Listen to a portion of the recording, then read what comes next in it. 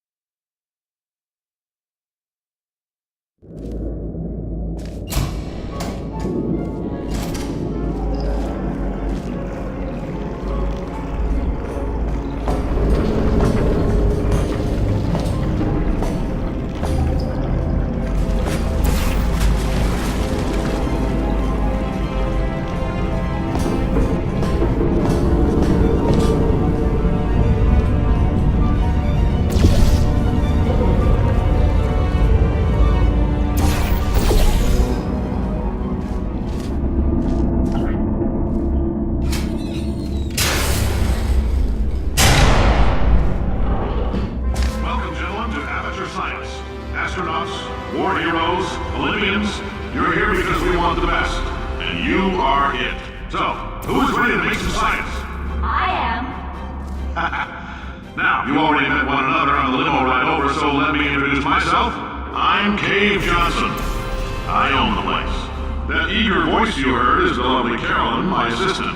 Rest assured, she has transferred your honorarium to the charitable organization of your choice. Isn't that right, Carolyn? Yes, sir, Mr. Johnson. She's the backbone of this facility. Pretty as a postcard, too. Sorry, fellas. She's married. To science.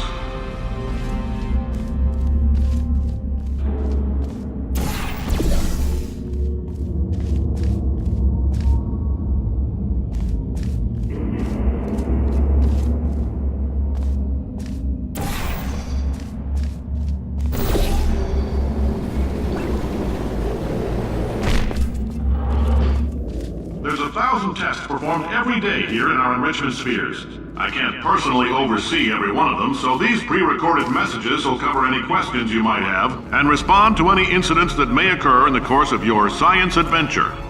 Your test assignment will vary depending on the manner in which you have bent the world to your will. Those of you helping us test the repulsion gel today, just follow the blue line on the floor. Those of you who volunteered to be injected with praying mantis DNA, I've got some good news and some bad news. Bad news is we're postponing those tests indefinitely. Good news is we've got a much better test for you. Fighting an army of mantis men. Pick up a rifle and follow the yellow line. You'll know when the test starts.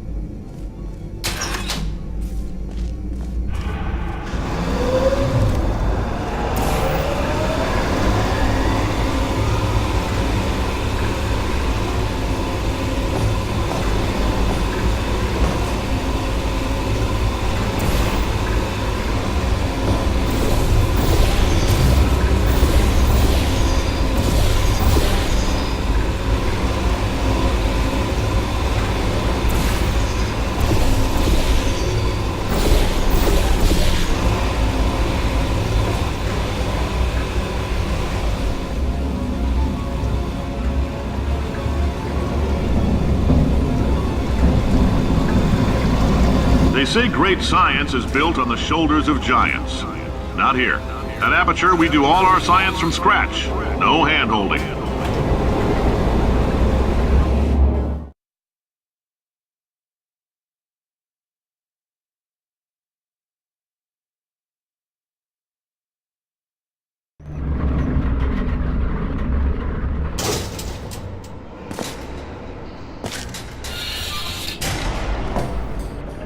Let's get started. This first test involves something the lab boys call repulsion gel. You're not part of the control group, by the way. You get the gel. Last poor son of a gun got blue paint. All joking aside, that did happen. Broke every bone in his legs. Tragic, but informative. Or so I'm told.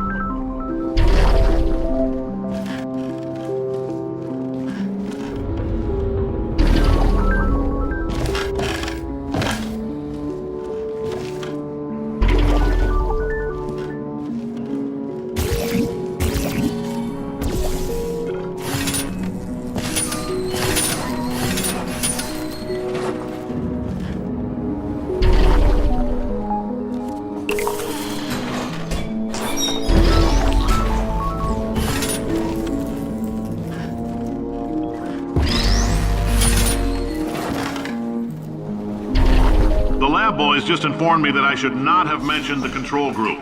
They're telling me I ought to stop making these pre-recorded messages. That gave me an idea. Make more pre-recorded messages. I pay the bills here, I can talk about the control group all damn day.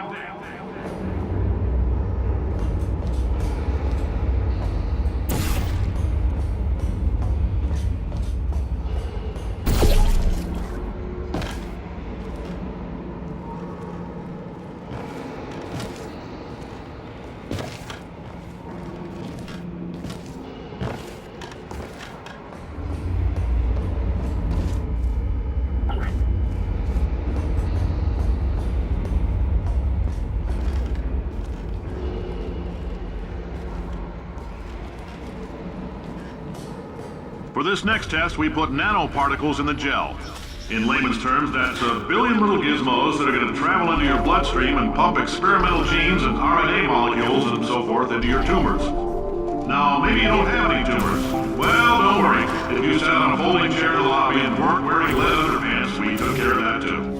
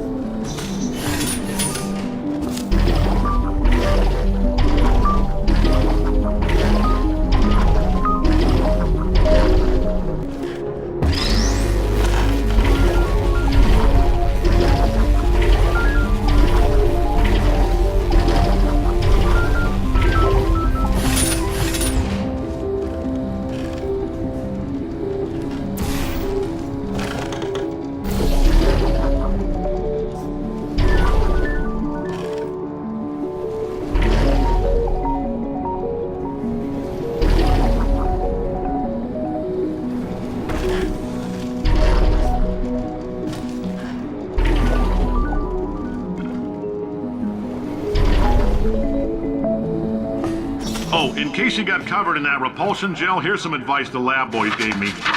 Do not get covered in the repulsion gel. We haven't entirely nailed down what element it is yet, but I'll tell you this, it's a lively one, and it does not like the human skeleton.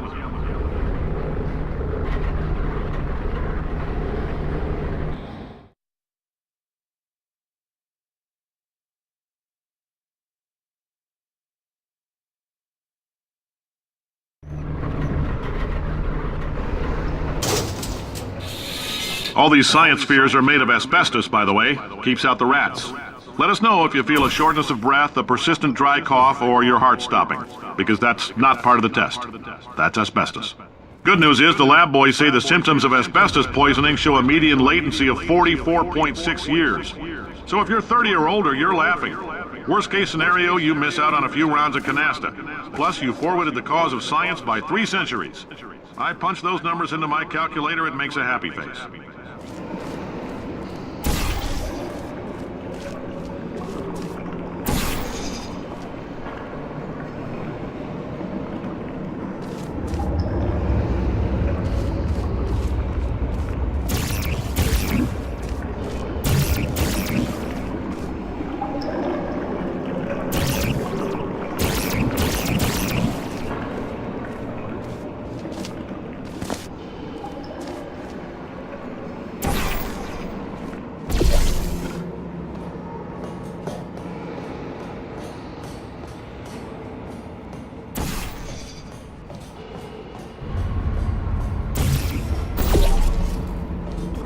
I like your style. You make up your own rules, just like me.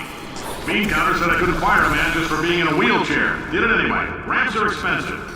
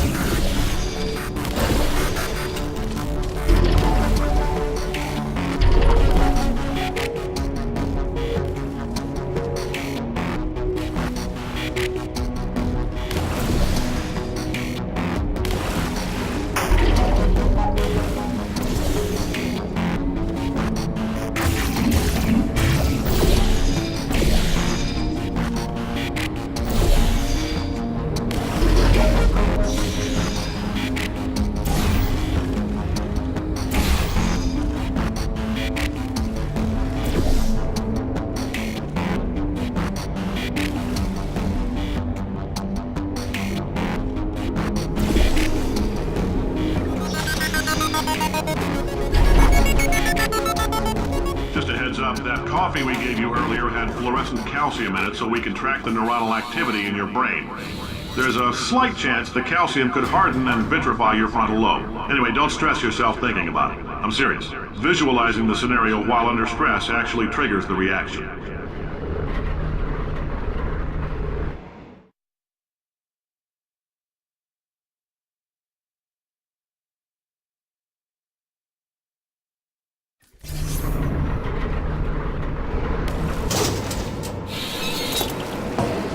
Now, if you're part of Control Group Kepler-7, we implanted a tiny microchip about the size of a postcard into your skull. Most likely you've forgotten it's even there. But if it starts vibrating and beeping during this next test, let us know. Because that means it's about to hit 500 degrees, so we're going to need to go ahead and get that out of you pretty fast.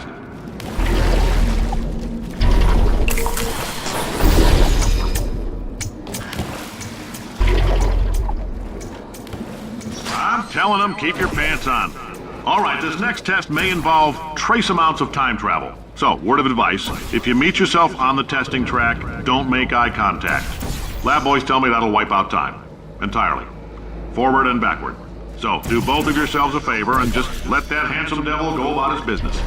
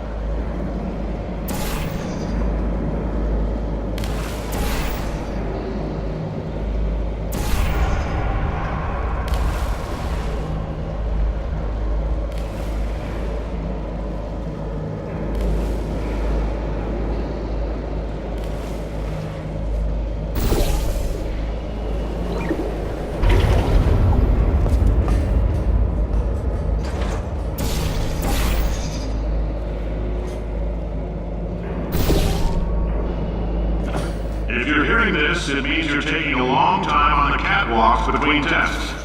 The lab boys say that might be a fear reaction. I'm no psychiatrist, but coming from a bunch of eggheads who wouldn't recognize the thrill of danger if it had walked up and snapped their little pink bras, that sounds like projection.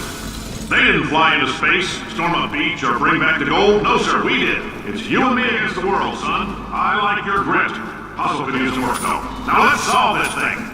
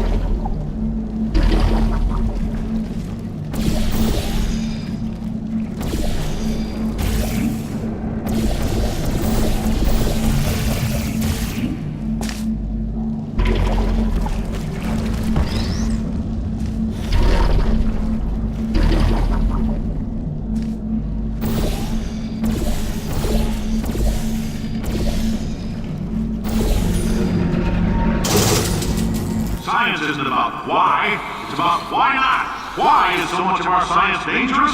Why not marry safe science if you love it so much? In fact, why not invent a special safety door that won't hit you on the butt on the way out because you are fired? Now you test subject, you're doing fine. Yes, you, box your stuff, out the front door, parking lot, car, goodbye.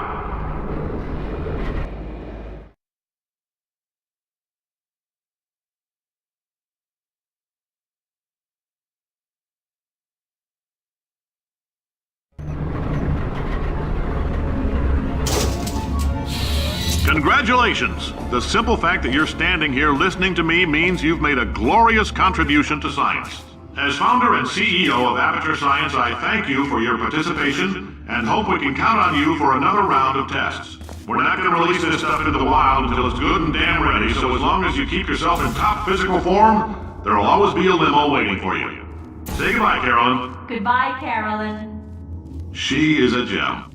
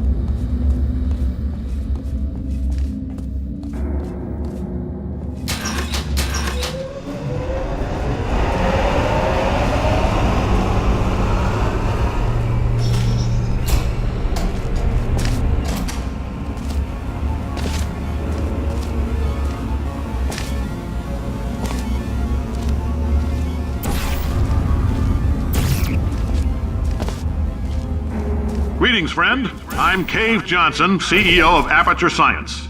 You might know us as a vital participant in the 1968 Senate hearings on missing astronauts. And you most likely used one of the many products we invented, but that other people have somehow managed to steal from us. Black Mesa can eat my bankrupt... Sir, the testing? Right. Now you might be asking yourself, Cave, just how difficult are these tests? What was in that phone book of a contract I signed? Am I in danger? Let me answer those questions with a question. Who wants to make $60? Cash. You can also feel free to relax for up to 20 minutes in the waiting room, which is a damn sight more comfortable than the park benches most of you were sleeping on when we found you. So, welcome to... Oh, hi. Say, you're good at murder. Could you... Ow! Oh, thanks. Did you feel that? That idiot doesn't know what he's doing up there. This whole place is going to explode in a few hours if somebody doesn't disconnect him. I can't move, and unless you're planning to saw your own head off and wedge it into my old body, you're going to need me to replace him. We're at an impasse. So what do you say? You carry me up to him and put me back into my body, and I stop us from blowing up and let you go. Wow! You stabbed me! What is wrong with you? Hold on. Do you have a multimeter? Never mind. The gun must be part magnesium. It feels like I'm outputting an extra half a volt. Keep an eye on me. I'm going to do some scheming. Here I go. Whoa! Where are we? How long have I been out? That extra half volt helps, but it isn't going to power miracles. If I think too hard, I'm going to fry this potato before we get a chance to burn up in the atomic fireball that little idiot is going to...